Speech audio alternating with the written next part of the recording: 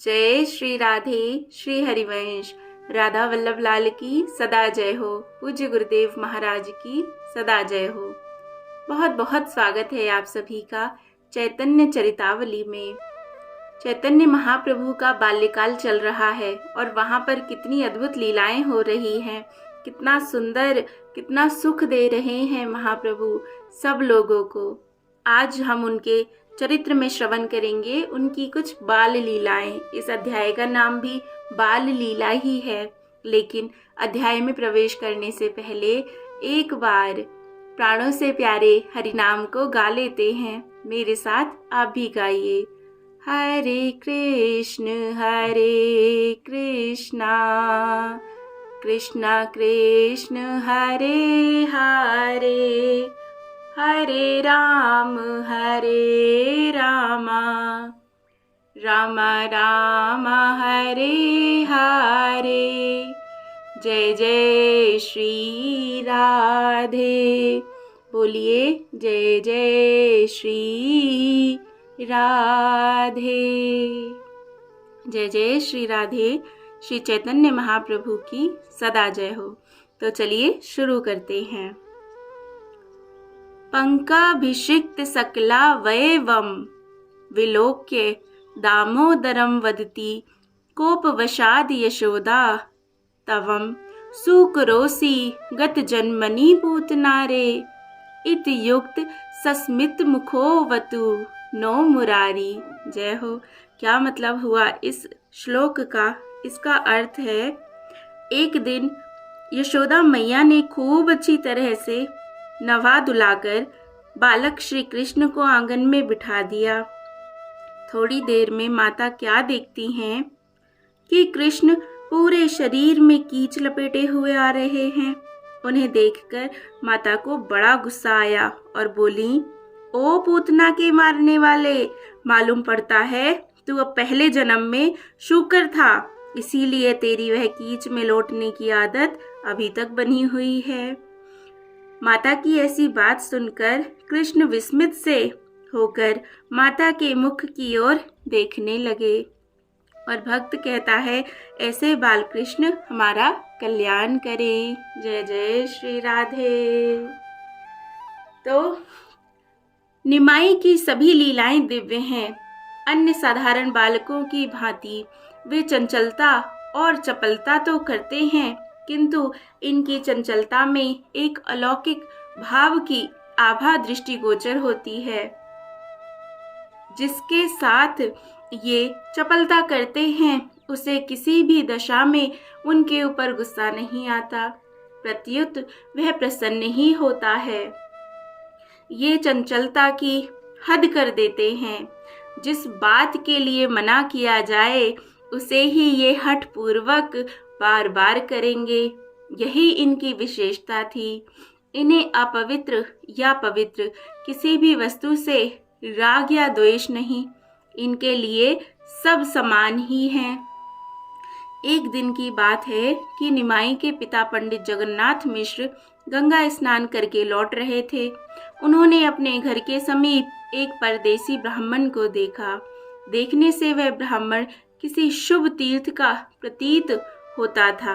उसके चेहरे पर तेज था, माथे पर चंदन का तिलक था और गले में तुलसी की माला थी। मुख से प्रतिक्षण भगवान नाम का जप कर रहा था। मिश्र जी ने ब्राह्मण को देखकर नम्रता पूर्वक उनके चरणों में प्रणाम किया और अपने यहाँ आतिथ्य स्वीकार करने की प्रार्थना की। मिश्र जी के शील स्वभाव को देखकर ब्राह्मण ने उनका आतिथ्य स्वीकार कर लिया और वे उनके साथ ही साथ घर में आए।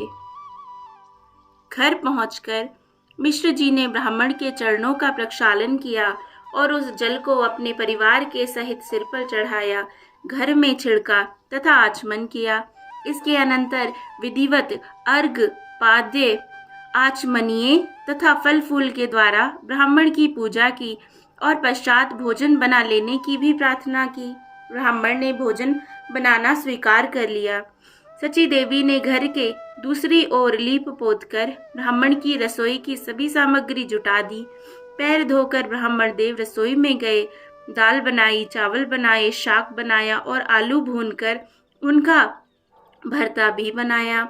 सची देवी ने पापड़ दे दिए, उन्हें भूनकर ब्राह्मण ने एक ओर रख दिया। सब सामग्री सिद्ध होने पर ब्राह्मण ने एक बड़ी थाली में चावल निकाले, दाल भी हांडी में से निकालकर थाली में रखी।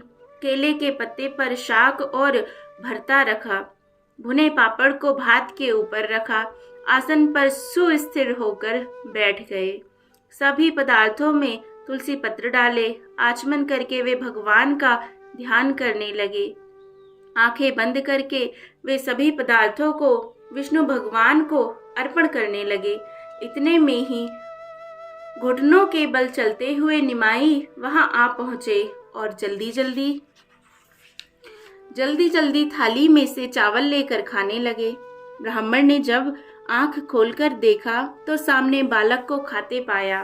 ब्राह्मण एकदम चौंक उठा और जोर से कहने लगा, अरे यह क्या हो गया। इतना सुनते ही निमाई भयभीत होकर वहां से भागने लगे। हाय हाय करके मिश्र जी दौड़े। कोलाहल सुनकर सची देवी भी वहां आ गई। मिश्र जी बालक निमाई को मारने के लिए दौड़े। निमाई जल्दी से जाकर माता के पैरों में लिपट गए। इतने में ही ब्राह्मण दौड़ आए।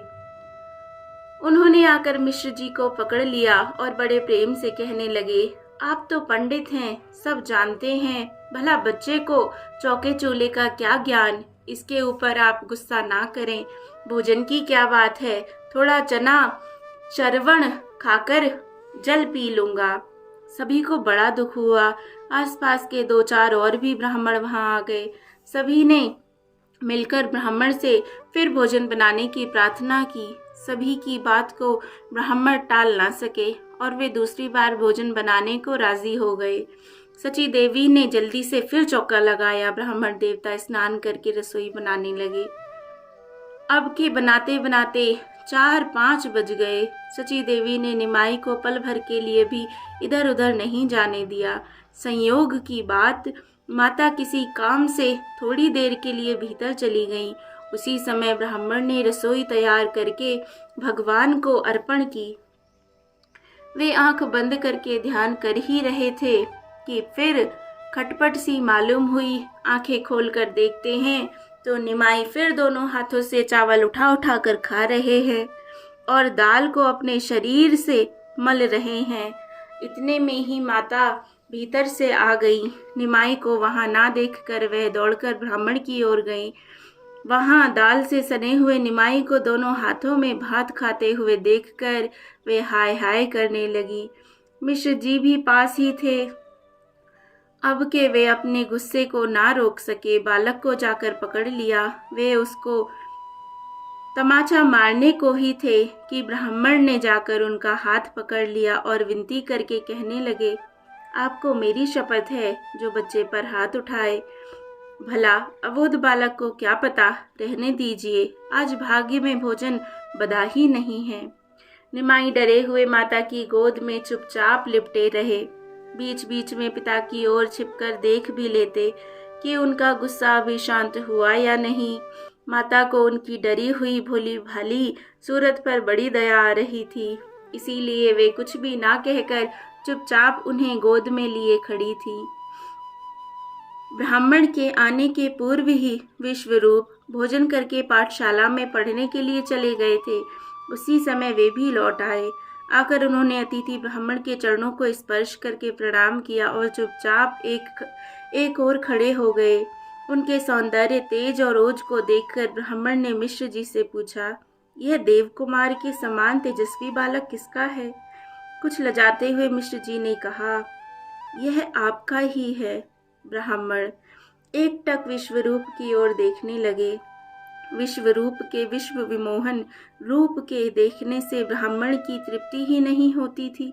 धीरे धीरे विश्वरूप को सभी बातों का पता चला। उन्होंने ब्राह्मण देवता के सामने हाथ जोड़कर कहा, महाराज, अब की बार आप मेरे आग्रह से भोजन और बना लें। अब के मैं अपने ऊपर जिम्मेवारी लेता हूँ। अब की बार आपको भोजन पकाते समय किसी भी प्रकार का विघ्न ना होगा। ब्राह्मण ने बड़े ही प्रेम से विश्वरूप को पुचकारते हुए कहा, भैया तुम मेरी तनिक भी चिंता ना करो, मेरी कुछ एक ही दिन की बात थोड़ी ही है। मैं तो सदा ऐसे ही घूमता रहता हूँ, मुझे रोज रोज खाने और बनाने का अवसर कहाँ मिलता है। अभी अभी तो महीनों वन के कंद मूल फलों पर ही रहना पड़ता है। बहुत दिन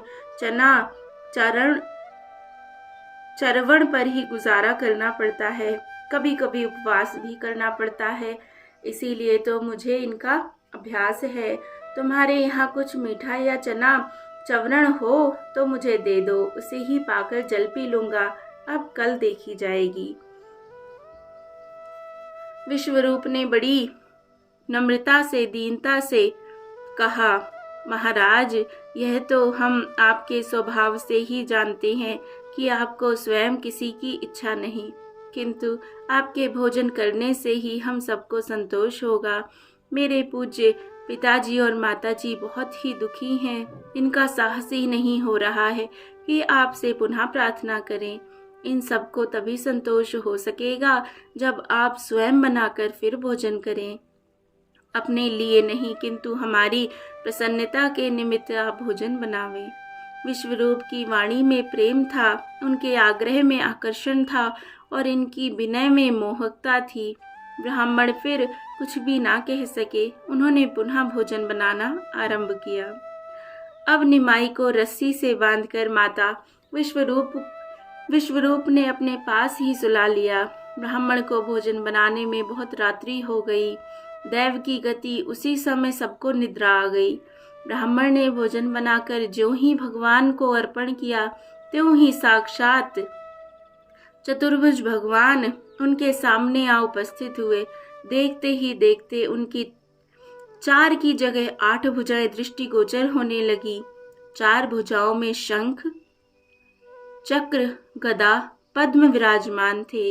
एक में माखन रखा था, दूसरे से खा रहे थे, शेष 2 हाथों से मुरली बजा रहे थे। भगवान ने हंसते हुए कहा, तुम मुझे बुलाते थे, मैं बाल रूप में तुम्हारे पास आता था, तुमने मुझे पहचाना नहीं, मैं तुम्हारे ऊपर प्रसन्न हूँ, तुम मुझसे अपना अभीष्ट वर मांगो। गदगद कंठ से हाथ जोड़े हुए ब्राह्मण ने धीरे धीरे कहा, हे पुरुषोत्तम, आपकी माया अनंत है, भला मैं शूद्र प्राणी उसे कैसे समझ सकता हूँ। हे निरंजन, मुझ अज्ञानी के ऊपर आपने इतनी कृपा की, मैं तो अपने को इसके सर्वथा अयोग्य समझता हूँ। भगवन, मैंने ना कोई तप किया, ना कोई ध्यान किया, जप दान धर्म पूजा पाठ मैंने आपकी प्रसन्नता के निमित्त कुछ भी तो नहीं किया। फिर भी मुझ दीनहीन कंगाल पर आपने इतनी कृपा की, इसे मैं आपकी स्वाभाविक करुणा ही समझता हूँ। मेरा कोई ऐसा साधन तो नहीं था जिससे आपके दर्शन हो सके। हे नाथ, यदि आप मुझे वरदान देना ही चाहते हैं तो यही वरदान दीजिए कि आपकी मंजुल मूर्ति मेरे मन मंदिर में सदा बनी रहे। एवमस्तु कहकर भगवान अंतर्ध्यान हो गए। ब्राह्मण ने बड़े ही आनंद और उल्लास के साथ भोजन किया। इतने में ही माता आदि की आंखें खुली। निमाई को पास ही सोता देखकर उन्हें प्रसन्नता हुई। जब देखा कि ब्राह्मण भी बड़े प्रेम से प्रसाद पाकर निवृत्त हो गए हैं, तब तो उन्हें परम संतोष हुआ। प्रातःकाल ब्राह्मण देवता निमाई को मन ही मन प्रणाम करके चले गए और जब तक वे रहे नित्य प्रति किसी न किसी समय आकर निमाई के दर्शन कर जाते थे। ऐसे बड़भागी भक्तों के दर्शन सद्गृहस्थियों को ही कभी कभी होते हैं। निमाई अब थोड़ा थोड़ा बोलने भी लगे थे। स्त्रियां खिलाते खिलाते कहती, निमाई तू ब्राह्मण का ना होगा, बहू भी ना आवेगी बेटा, ऐसे किसी के हाथ के चावल नहीं खाया जाते। देख, ब्राह्मण के बालक खूब पवित्रता से रहते हैं, तू अच्छी तरह से रहेगा, उपद्रव नहीं करेगा तो तेरी बटुआ सी बहू आवेगी, रुंझुन करती हुई घर में घूमेगी, अब तो ऐसी बदमाशी ना करेगा ना। निमाई धीरे धीरे कहने लगे, हमें ब्राह्मण बने से क्या, हम तो ग्वाल बाल है, ग्वालों को ही तरह जहाँ मिल जाता है खा लेते हैं, लाओ तुम्हारे घर का खा ले। यह सुनकर सभी हंसने लगे और निमाई को मिठाई आदि चीज़ें खाने को देने लगी। जय जय श्री राधे। तो इस प्रकार ये अध्याय विराम लेता है। आशा है आपको खूब आनंद आ रहा होगा मेरी तरह ही। आगे और भी बहुत अद्भुत लीलाएं हम महाप्रभु की श्रवण करेंगे। जय जय श्री राधे। बहुत बहुत आभार यहाँ तक इतने प्रेम से धैर्य से सुनने के लिए। जय जय श्री राधे, जय जय श्री राधे श्याम।